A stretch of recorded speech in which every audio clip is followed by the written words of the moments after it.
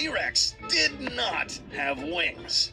Okay, lesson over. Class dismissed, and be sure to get your respective assignments done by the end of the week. All right, no, seriously. On this episode of Goji Center, Professor Goji is chiming in and addressing one of the most preposterous claims on the internet. With multiple outlets on the net and word of mouth spreading the ridiculous myth, we decided it was time to post a class on this and set the record straight. So get your notes ready, and we mean this in the most respectful way possible. Let's start using some common sense moving forward, shall we?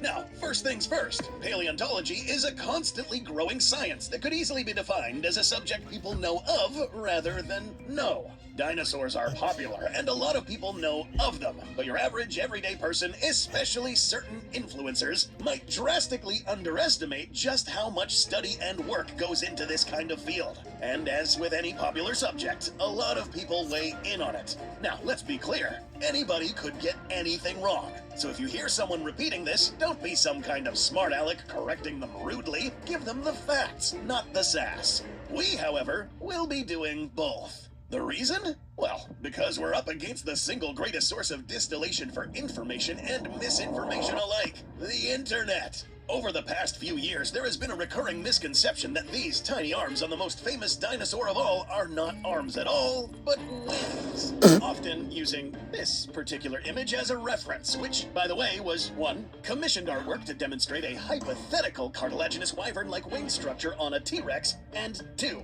Not to be taken at all seriously as stated by the artist herself, Emily Stepp, and good friend of the channel. And even something shaped like this wyvern-like build would not be able to fly, as we're about to learn later in this video.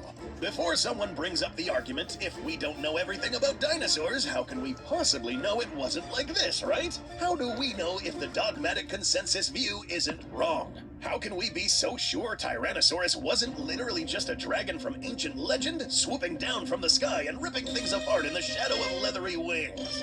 Well, because Game of Thrones in Jurassic World Rebirth isn't a documentary. If you're one of those people who think T-Rex were winged dragons and these tiny arms were wings, we understand your enthusiasm and wishful thinking. Dragons are cool, yes. Everyone watching this video would be excited if one day dragons turned out to be real. We get it. But using T-Rex specifically as the pedestal to build your argument upon is the absolute worst basis possible. And here's why.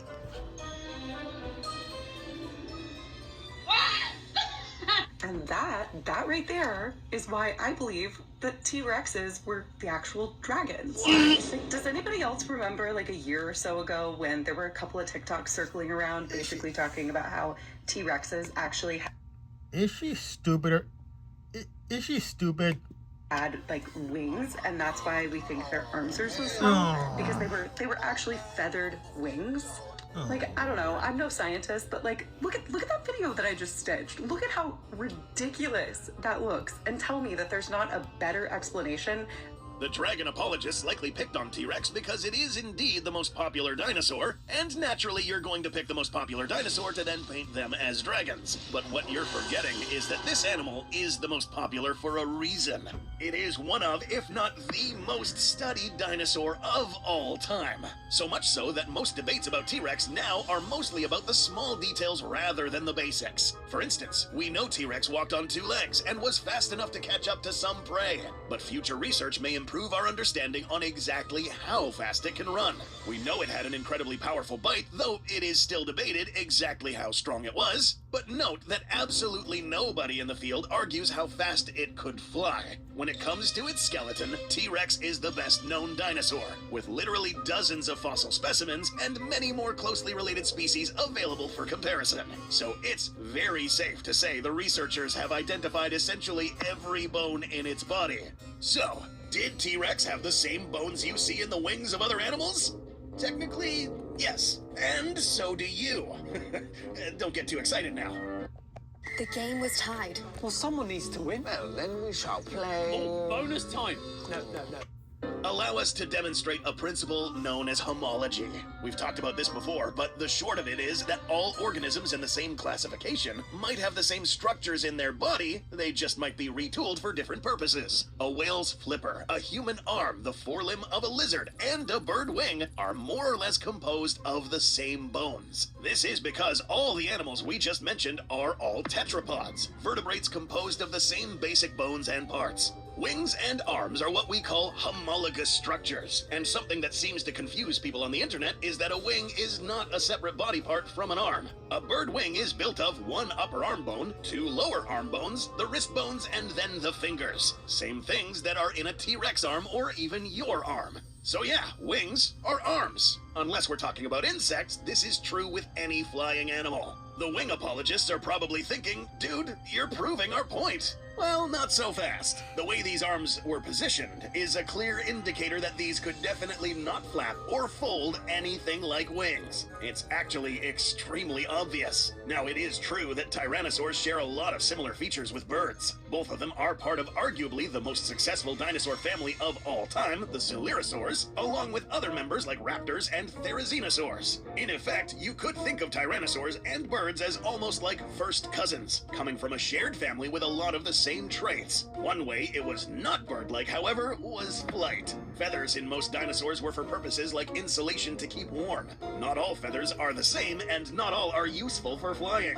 Think less the big, broad wing plumes of an eagle, and more the hair-like fluff you see on baby birds for warmth. Some lineages of Coelurosaurs did have longer, broader plumed feathers to make tail fans and wings which were used for flight. Tyrannosaurs, however, have not been confirmed to have ever had the types of feathers seen on the wings of flying birds. Tyrannosaur feather fossils usually are more primitive and hair-like, serving purposes of display, camouflage, or insulation against the cold. T-Rex likely still had feathers, but they would have been heavily reduced versions of these fuzzy coats. Smaller Guanlong were smaller than T-Rex, but totally lacked plume feathers for flight and was still too big and heavy to get airborne without a lot of specialized body parts. If you still think T-Rex had wings at this point, we know what you're thinking. So what if we maybe just got the bones wrong? What if they accidentally, or on purpose, stuck the arms of a smaller dinosaur on a T-Rex body and we just missed, or they're hiding, its actual wings? Even if they did get it wrong, or just slap the wrong arms on, T-Rex still couldn't fly. That's because, believe it or not, flight is a lot more than just wing flapping. Flight is a very complex means of locomotion, and while the wings are what makes it possible, they aren't the only body parts doing all the work. Every other part of the anatomy in flying animals is often fine-tuned to help them get off the ground. It's the same reason why an eagle and a bat are not built like a sauropod and a lion, because flapping your wings means moving your arms up and down with a lot of force repeatedly. The muscle attachments for those arms have to be drastically bigger than in most other animals, and you can't attach such muscle to nothing. It often requires a special kind of skeleton. And this is why when you look at the bones of a bird, the chest muscle region is often huge compared to the rest of the body. Most large birds and pterosaurs have what is called a keeled sternum for anchoring these kinds of muscles. This feature is so noticeable that even flightless birds that once flew, like dodos, tend to still have this trait. And not only that, many of these same groups also have very large shoulder areas with bigger scapula bones than ground-dwelling animals of the same size for the same reason. If your method of getting around involves constantly fighting gravity in such a way, you're going to need very strong arms. Going back to a T-Rex skeleton, even if T-Rex had these alleged wings, T-Rex does not have the proper keeled sternum, nor does it have the right scapula bones, and in the wrong spot. At this point, if anyone had an inkling of common sense, would now realize that something built like this cannot fly. But surely there are people who still adhere to this idea. So here's a couple more reasons why this concept is still preposterous. Animals that are adapted for long-distance powered flight rely on other very important features, especially the big ones. Let's talk about weight. Yes, this thing was really heavy. T-Rex had devoted most of the extra weight in its upper body to supporting its head, and sacrificed muscle attachment points for the arms to offset some of that weight. Otherwise, a T-Rex with huge arms and a huge head would need to be a quadruped to hold up that weight and remain balanced. And far as we can tell, nearly no theropod dinosaur ever was chiefly motoring around on anything but its hind legs. A T-Rex would need a completely different chest, shoulder, and limb anatomy to support wings. And at that point, arguing that, well, what if we're just missing these parts, becomes beyond absurd. We already established that almost every bone is identified with tyrannosaurs. And if you thought there wasn't any more reason why it couldn't fly, listen to this.